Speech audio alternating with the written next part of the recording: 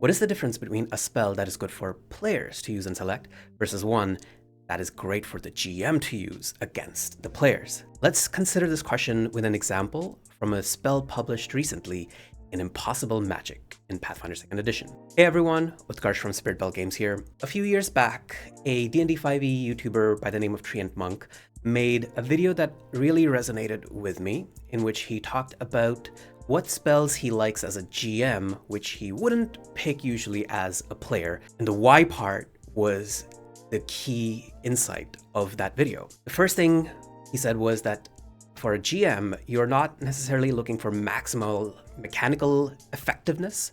Instead, what you want is a way to create a specific mood. Now, of course, you may be a GM who is looking for maximal mechanical efficacy, in which case, look up all of the spells that players consider good and just use them. If you are someone who wants the mechanics to lean towards the players succeeding, not necessarily, but likely, especially with good tactics, but still want to create a mood of tension and danger, then some spells do that better than others. A wall spell, one that's not particularly effective, like say Wall of Water, can still be used to divide up the party into two sides, creating this feeling of panic and division, as if they'll have to fight the battle on two different fronts, or that one side might be cut off from the other in some way. But there was a second element that Treant Monk talked about, which was spells that make the players change up their tactics. Whatever they're normally used to doing, if it can make them reconsider the odds of success of their best possible approach, then the spell does its job in creating variance in the experience that the players have at the table. A third implicit requirement that he has is that he doesn't want to use spells that would fully shut down a player for their turn, and luckily in Pathfinder we generally just don't have to worry about those things. The way the incapacitation trait works is that usually if a spell is on a minion in a fight and they cast it, it can't effectively shut down a player character.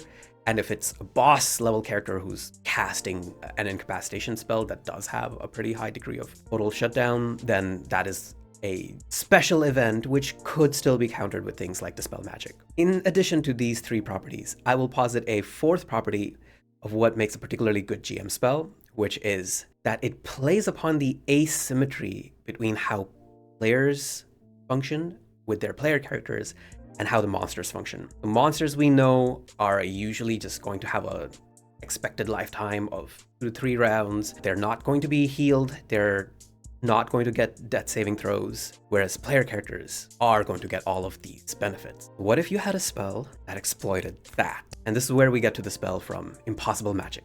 Before Impossible Magic was officially out, one person who got an early copy made a blog post about it, Wonton's Workshop.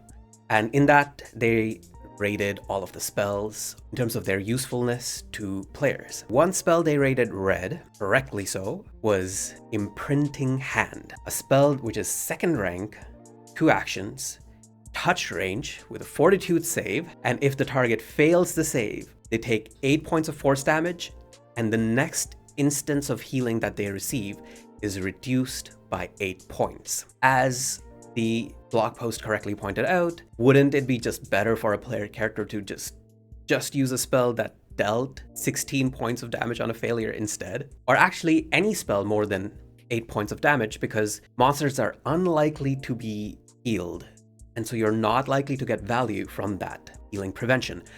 But in the GM's hand, this spell becomes interesting. Not deadly, not encounter defining, but interesting. Let's review all 4 properties of a good GM spell again. First up, it creates a tension or a mood. Imagine a player character being touched by the Imprinting Hand and knowing that the next instance of healing that they receive will be reduced. Reduced by 4 points at 2nd rank if they succeed on the save, 8 points if they fail, and 16 points if they critically fail. On its own, while the player character is still up, it's not a big deal, but if they were to go down, suddenly the options of what can bring them up become limited, more and more limited and risky depending on how much they failed their save. Even if they succeed, Life Boost Focus Spell, first tick of it is not able to bring them back up.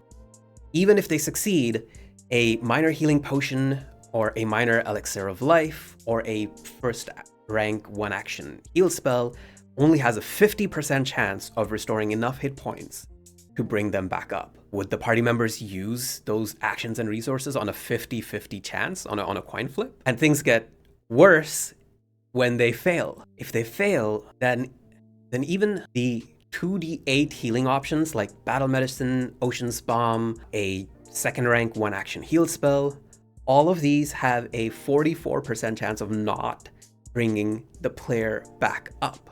By rolling healing at that healing reduction threshold or below, so that all of it gets consumed by the imprinting hand, and the player character remains unconscious. The odds improve with certain other forms of healing, but the only thing guaranteed to work are on-rank Lay on Hands, any 2-action heal spell, a second rank Soothe, or a success on the expert level of Battle Medicine. And if the player character critically failed, then the only guaranteed way to bring them back up with 1 instance of healing is a 2-action second rank heal spell. Everything else becomes a risk. So let's go back to the establishment of the mood. Imagine an enemy, could be a minion, could be a boss, does imprinting hand on a player character who's still up right now. Immediately, this raises the stakes at least a little. If that PC were to go down to 0 HP, then the options to guarantee restoring them to consciousness get more and more restricted the worse they do on their save. Additionally,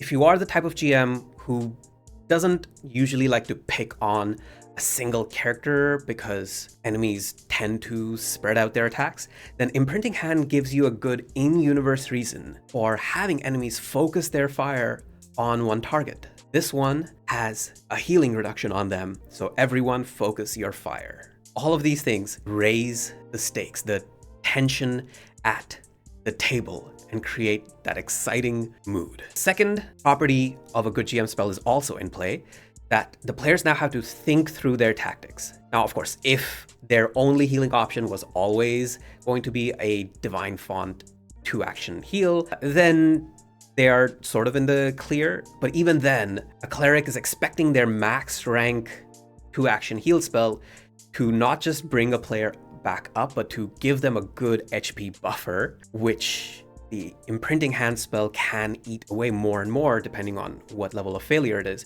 And at critical failure, Imprinting Hand fully takes away the flat bonus that a second rank 2-action heal spell gives, which is one of the big reasons for liking heal, is that flat bonus. Now, for parties that rely on only small ticks of healing, like life boost or minor healing potions or Ocean's Bomb and fresh produce, they will have to do some tactical calculations. Is it better to risk it on a large amount of heal that has a small chance of failure, or a small chance of bringing the character back up? Or is it better to do 2 small ticks of heal, use up more resources and actions, but guarantee that that second bit goes through? And so the second goal is accomplished by making the players think differently in terms of their tactics. Another way that their tactic could change is by healing a character that is already up to negate that Imprinting Hand instead of waiting until they go down. Though in that case, that question always remains, what if that character never goes down in combat? And so that healing reduction overcoming becomes not that useful. These are the interesting decisions that make for an engaging combat, at least to me. The third property of a good GM spell is already in play. No one is being locked out of their actions. No one's main character gimmick is being shut down. All that the spell does is make them reconsider some of their approaches, especially healing. And then the fourth property is also fully in play, which is what makes this spell a bad spell for players to take, but great for GMs, is it plays upon that asymmetry.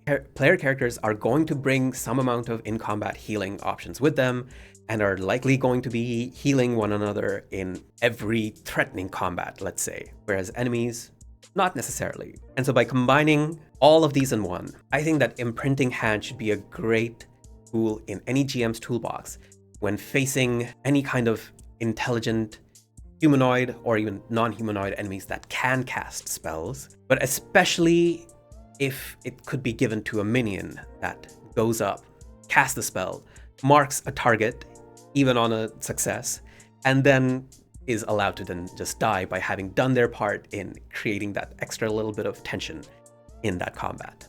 Right, so that's the discussion on imprinting hand. You know, when I started this channel, I never thought I would dive into one specific option so deeply. It's still not something I intend to do, at least not a lot. But in this case, it was a great example to show off all the properties of what makes a good GM spell. And also, I am considering looking over impossible magic spells more generally, because there are trends in design changes that those spells reveal. Something that has become clear to me as I've been making videos for this channel is that the design philosophy that I started Pathfinder 2 with has shifted and is continually evolving. We've been getting more and more mages with in-class one-action options. We have more reliance on focus spells in some cases, like with the Animist. And these new set of spells that have come out, they show their own design evolution, especially when compared to the spells that were in Secrets of Magic. So potentially there's going to be a